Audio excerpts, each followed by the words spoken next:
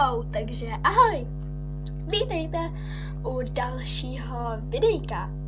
A tohle videjko je o tom, že tady v tomhle videjku vám chci říct, co se bude chystat za videa a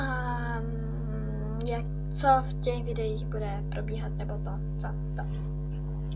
Takže za tady tenhle týden, jakože do týdne bych měla vydat další 3 videjka, nevím, to ještě jako jistě. Teďka pojedem na chatu, takže jsem sama, takže tam bych chtěla natočit aspoň tak 3-4 videjka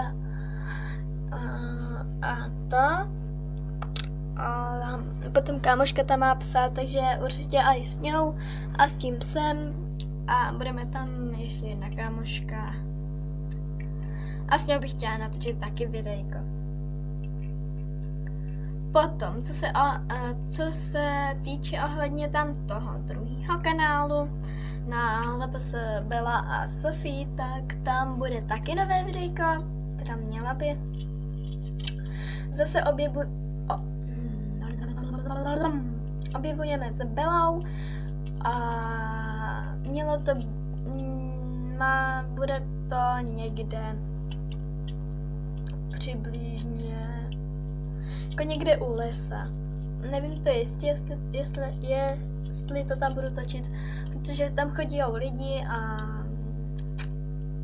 možná to budu točit, já nevím. A to už je asi všechno. Nebo já nevím ještě, co bych měla říct. A určitě tam zase vaříme skliz na chatě, jako minulý videjko. A na chatě bych teďka měla udělat i speciál, bude na ten kanál, na Vlogs and Dogs, a to bude speciál za 35 odběratelů a na ten druhý kanál bude taky speciál za taky nějaký počet odběrů. Takže se můžete na co těšit. A tady tohle videjko teda budu dávat jenom tady na ten kanál. Nebo na tom druhém. Tak jo. Tohle by bylo celý videjko. Já doufám, že se vám videjko líbilo. A ahoj u dalšího.